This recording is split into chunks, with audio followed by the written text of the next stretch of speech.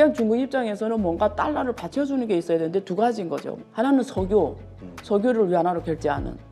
중국을 전향적으로 활용할 것인가 아니면 미국 논리로 따라갈 것인가의 결론이 남은 거예요.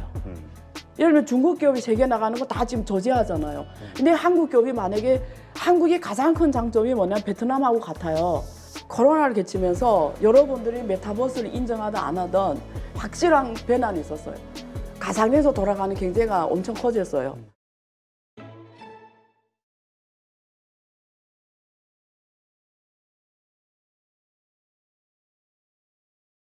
자, 지금 그 중국 인민은행의 금 보유량 이게 예. 14개월 연속 증가하고 있다. 네. 뭐 사실 러시아도 그렇게 증가시키고 있고 인도도 그렇고 여러 국가들이 금 보유량을 늘리고 있다고 하는데 중국이 가장 좀 크긴 한 것 같아요. 규모를 예. 보면. 예. 일단 이렇게 증가하는 이유가 있을까요? 이래요. 중국은 사실은 2008년 이전까지는 외환 보유액이 있잖아요. 거의 80%를 미국 국채를 샀어요. 왜냐면 이게 달러를 갖고 있는데 운용 안 하면 그냥 종이돈이니까 값어치 떨어지니까 무조건 미국 달러를 샀어요. 근데 2008년에 금융위기를 거치면서 이게 국가에서 국민들이 힘들게 일해서 번 달러가 미국 국채로 포트폴리오 다 갖고 있는 바람에 미국의 금융위기 딱 터지면 그게 다 종이 조각인 거예요. 그렇죠. 그 몇 년 동안 번 외환 보유액이 다 그냥 날아나 버리잖아요. 그래서 그때 엄청난 경험을 합니다. 와, 이게 돈이 아니구나, 돈이. 그다음부터 이게 외환 보유액을 관리하는 전체 전략이 변했어요. 포트폴리오를 넓혀가는 거예요. 어떻게 넓혔냐? 일단은 미국 국채를 줄였어요. 그래서 지금 미국 국채 보유량이 지금 1조 이하로 떨어졌어요. 지금 전에 한 1조 1,000억인가 그랬다고 들었는데. 지금 8천억 아래일 거예요. 제가 지금 알기로는 8천억 아래까지 엄청 많이 떨어졌어요. 점점 줄이고 그때부터 계속 줄여왔어요. 계속 일단 방향 달러 국채는 줄인다. 두 번째, 그러면 기존의 달러 국채 그 돈을 어디다 투입할까? 그래서 나온 게 1대1로입니다. 그러면 아예 투자를 하자, 이 돈을. 그래서 이 중국이 지금 중국도 자원을 수입해야 될 나라예요. 그렇죠. 독립된 나라가 아니에요. 60%는 수입을 합니다. 그러면 해외 나가서 중국이 제조업 생태계를 돌릴 수 있는 광산이라든지 항구라든지 물류 이런 거 확보할 수 있는 이런 중요한 고지를 우리가 투자해서 우리 안전한 걸 확보하자. 예, 그런 게 있죠. 그다음에 그게 두 번째고, 그래서 전 세계 나가서 광산이라든가 이런 자원들을 많이 투자했고 항구도 많이 투자했죠. 이게 두 번째 방향이고, 세 번째는 금을 원래 많이 안 갖고 있었어요. 근데 금을 어제는 확대하기 시작했어요. 그래서 2010년 이후로 금 보유량을 계속 확대해 왔어요. 근데 금은 장점이 뭐냐면 가치 보존이 되고, 그다음에 중국이 위안화 국제화를 하잖아요. 근데 중국이 2012년, 13년 이전까지 위안화 국제화가 빨리 됐어요. 사실은 잘 됐어요. 이유는 외환 보유액을 많이 갖고 있어서 잘 됐어요. 외환 보유액이 달러거든요. 그렇죠. 그러니까 2013년 적어도 14년까지는 조금 더 시간을 내가지고 2015년까지 위안화 국제화는 되게 잘 됐는데, 가장 큰 이유가 위안화 자체 신용이 아니라 사람들이 왜 위안화를 받겠어요? 우리가 왜 달러를 좋아합니까? 모든 나라가 달러가 다 되니까 달러를 좋아하는 것처럼. 근데 그때 당시에는 사실 해외에서 달러 쓸 수 있는 것이 없었어요. 그럼에도 불구하고 몇 개밖에 없었거든요. 몇 개 국가. 그게 위안화 허브라는 개념으로 해외에서 영국, 뭐 한국에도 했어요. 제가 그때 담당해서 했던 게 그거예요. 위안화 쓸 수 있는 동네를, 시장을 만드는 거예요. 근데 어쨌든 그래서 했는데 그게 빨리 못 크잖아요. 그래서 이렇게 뭐 위안화 쓸 데 없는데 왜 위안화 국제화 잘 됐냐? SDR 통합까지 편입이 됐어요. 이게 SDR 통합까지. 근데 왜 잘 됐냐? 달러를 많이 갖고 있다라는 거죠. 4조 달러까지 갖고 있었잖아요. 그게 아예 담보가 되니까. 예, 그러니까 위안화 국제화는 역설적으로 달러 신용으로 위안화 국제화 잘 됐던 거예요. 근데 후에 달러가 흔들리면서 어선 달러도 어선 말을 안 먹히거든요. 그러니까 또 중국하고 미국이 2018년부터 싸우기 시작했잖아요. 무역 전쟁부터 시작해 지금 기술 패권 전쟁을 싸우고 있잖아요. 그러니까 관계도 나빠지니까 달러 신용으로 위안화 신용을 담보할 수가 없는 거예요. 그냥 중국 입장에서는 뭔가 달러를 받쳐주는 게 있어야 되는데 두 가지인 거죠. 미국에서 배우고 있는 거죠. 하나는 석유를 위안화로 결제하는. 미국이 그렇게 기초통화를 만들어 온 거잖아요. 그래서 지금 석유 국가들하고 계속 위안화 결제하자 이렇게 하는 거고, 두 번째는 금을 많이 확보해야 되는 거죠. 옛날에 초창기 때 미국이 금을 태환해 줬잖아요. 네.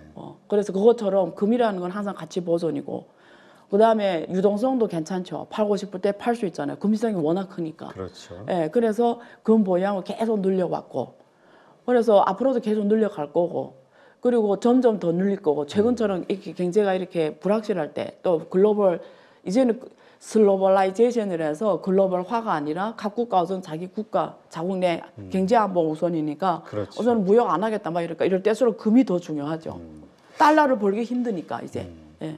그러니까 이게 지금 말씀하신 대로 중국의 입장에서는 그 가지고 있는 보유 달러를 재투자한다라는 측면에서 1대1로라든가 그다음에 여러 가지 현상들이 벌어졌다고 하는데 어쨌든 이 시진핑 주석의 그 제조업 네. 승부수 그러니까 네. 뭔가 투자를 계속하자 네.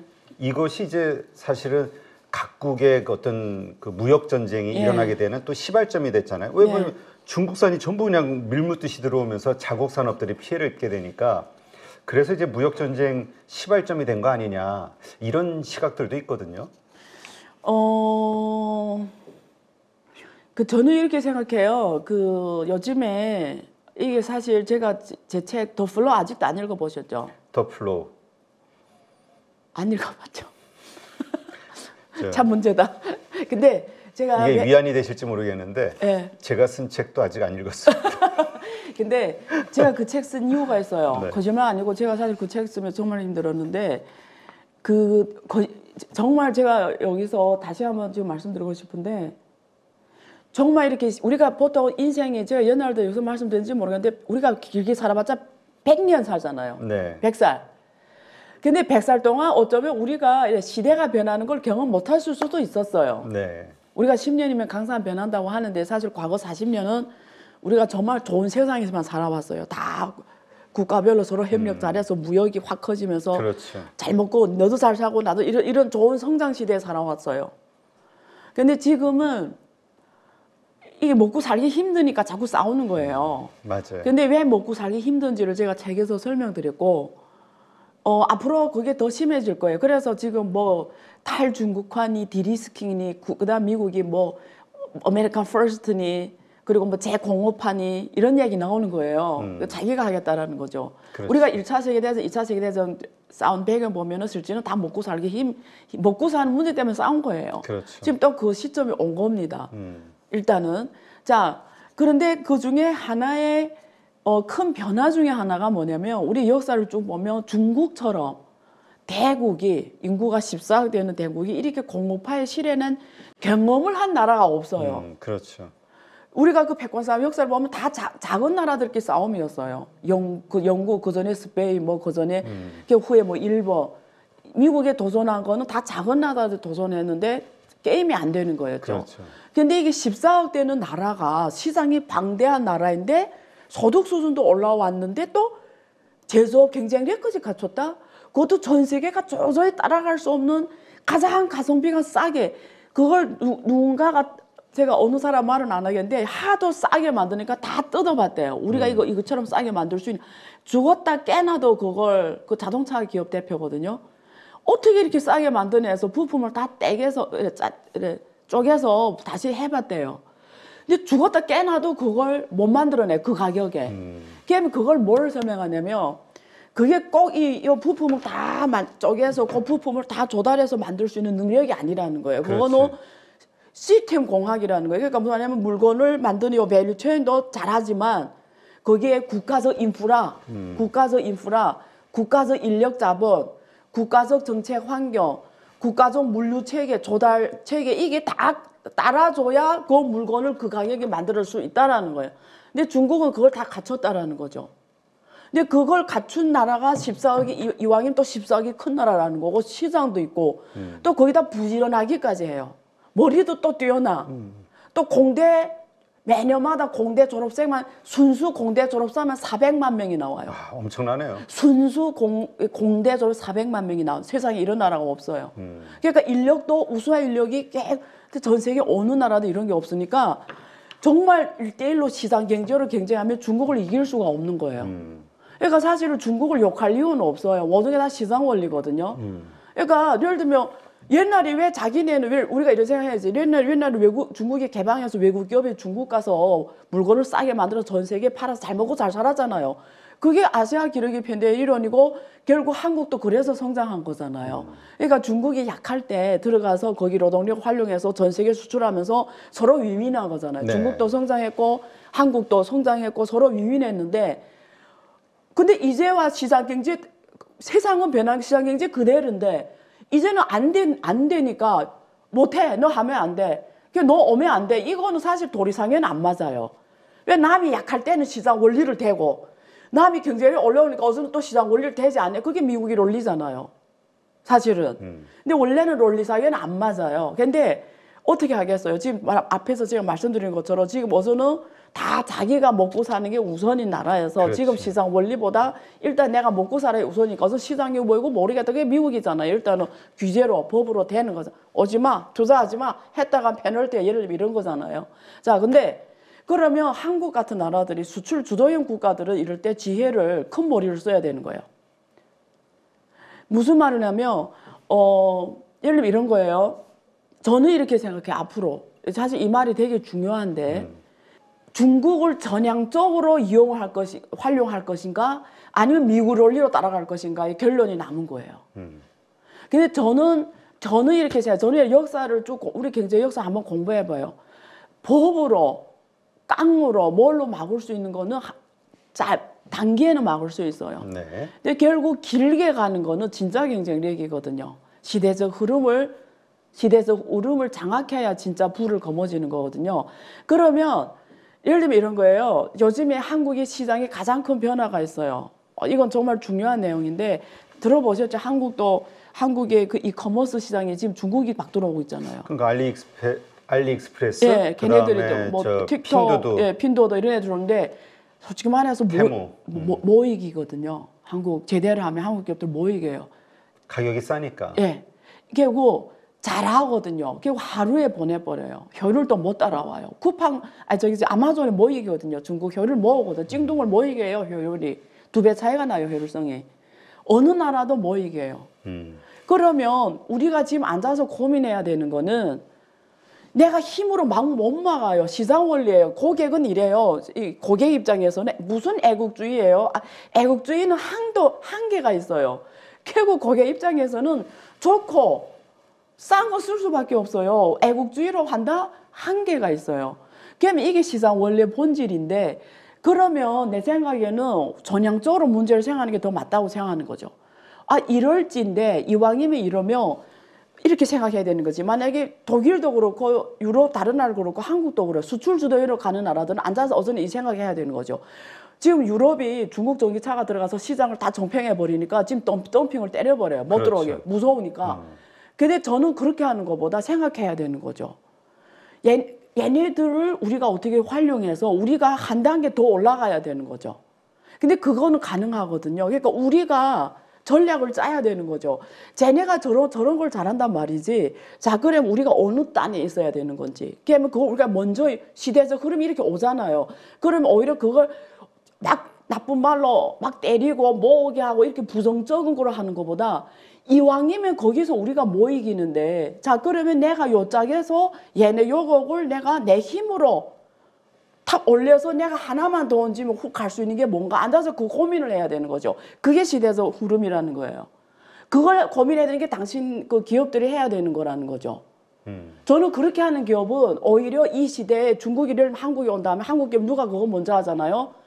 옛날에는 아시아에서 놀던 기업이 저는 세계적으로 논다고 생각해요. 이유는 한국 기업이기 때문에.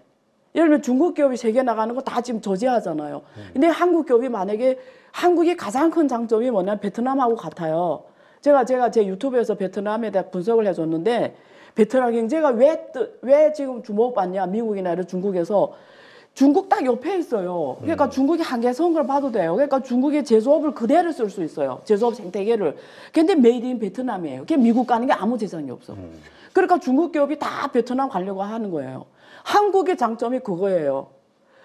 한국이 바로 중국의 생태계를 그대로 쓸 수 있다는 거예요. 그러면 우리가 하나만 더 얹으면 메이드 인 코리아가 되면은 전 세계를 갈 수 있다. 옛날에는 아시아에서 그래도 한국 거 인정해 줬는데 이제는 중국 가던 시장을 한국이 이것만 잘 활용해서 하나만 더 얹어버리면 세상은 한국게 된다는 거죠. 지금 미중 갈등 시대에는. 네. 그래서 오히려 그렇게 전향적으로 생각하는 게 우리 기업들이 이제 정말 세계 그런 기업이 되는 가장 빠른 길인데 오네? 안 되네?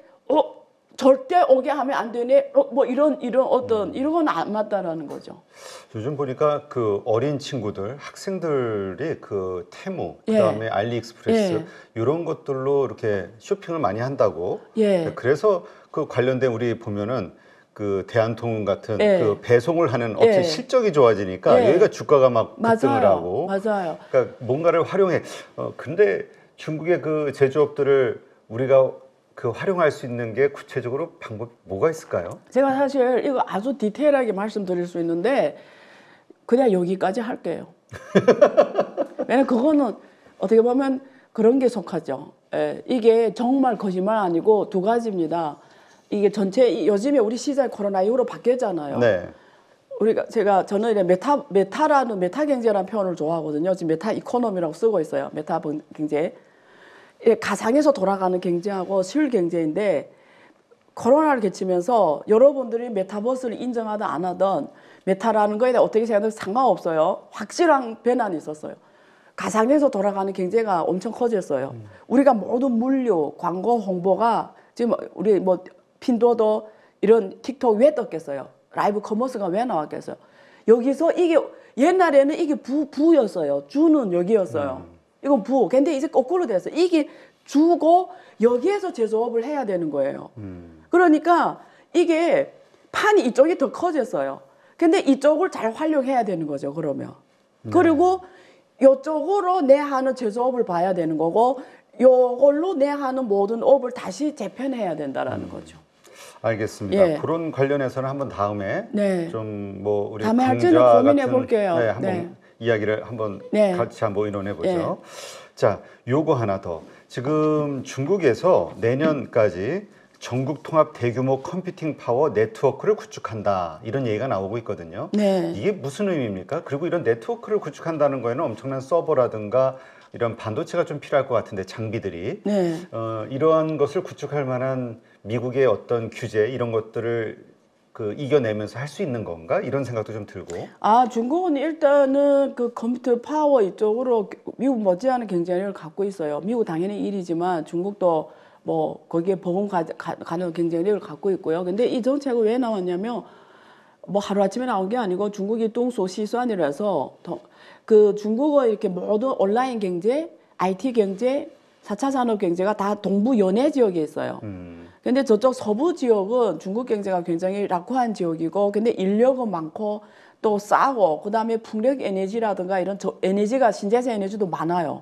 근데 쓸 데가 없는 거죠. 산업이 네. 없다 보니까. 그러니까 중국은 국토 균형 발전 차원에서 그리고 또 중국이 그때 말한 것처럼 이렇게 그 평균 소득 이하 인구가 서쪽에 대부분 다 있어요. 그럼 이 사람들이 또 디지털 경제에서 이런 앞으로 메타버스가 되는 메타 경제가 커지는 상황에서 이 사람 앞으로 그런 게 더 커질 거 아니에요. 이 빈부격차가. 그러면 얘네들을 디지털 경제에서 계속 데려가야 되잖아요. 그러면 생각한 방법이 뭐냐면 그냥 서쪽의 장점과 동쪽의 장점을 결합시키자. 동쪽은 전기도 비싸고 국토도 작고 그리고 다 IT 쪽이 인력이고 이쪽이 잘 돼 있으면 그냥 서쪽으로 가서 이 전기 에너지 뭐 이런 발전 에너지 이런 거는 서쪽 거 갖다 쓰자 일단. 그래서 옛날에 에너지부터 시작해서 수력 자원 모두 다 이렇게 그쪽으로 갖고 오는 작업을 해왔고요. 그 다음에 두 번째는 지금 네트워크예요. 네트워크. 그러니까 데이터 센터라든지 이 데이터 관리, 네트워크, 컴퓨팅, 파워 이런 걸 다 서쪽에 놓자라는 거예요. 그래서 거기에 에너지를 또 활용하고 그래서 동쪽을 통합하자. 그래서 동서를 통합해가지고 전국이 디지털 경제 국가, 디지털 경제 강국으로 가는 데 있어서 동서가 서로 자원을, 장점을 서로 부각시켜서 같이 가자는 차원에서 추진하는 거예요. 예, 예. 그렇군요. 하여튼 이러한 것들을 통해서 중국 정부도 이제 뭔가 계속해서 그 성장에 대한 어떤 모멘텀을 만들려고 노력은 하고 있다. 네. 이렇게 좀 보면 되겠군요. 네, 네. 네.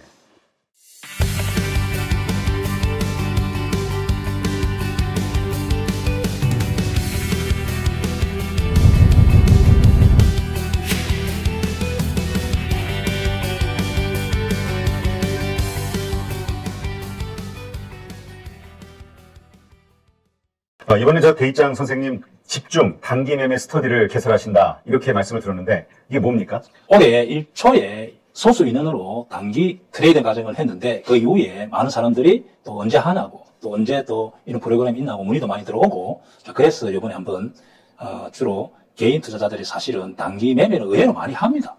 중단기를 사실은 해야 되는데 네. 이왕 단기 매매를 한다면은 보통 개인 투자자들이 단기 매매를 체계적으로 교육을 받지 않고 하다 보니까 유치원생이 대학생하고 싸움하는 거 똑같죠. 그래서 보통 단기 매매를 하다 보면은 한 95%, 98% 정도는 손실이 나기 때문에 저는 이제 단기 매매를 한 20몇 년 꾸준하게 했기 때문에 저 노하우를 전달해주면은 성률이 한 80%, 70% 정도 해서 꾸준하게 수익 모델을 만드는 것을 목적으로 하고 있고 개인 투자자는 또 반토막, 또 4분 1토막 자 그런 분들을 위해서 그 돈으로 내 원금을 찾아오자 모토로 있는 돈으로 원금 찾고 돈 벌자 이런 모토로 지금 할 예정입니다. 자, 그러면 그 라이브 수업을 통해서도 자신이 그 이해하고 있는 게 맞는지 틀리는지 이런 것들에 대해서 이렇게 그 타점을 잡아주거나 하는 이런 일들이 가능한 건가요? 예, 그렇죠.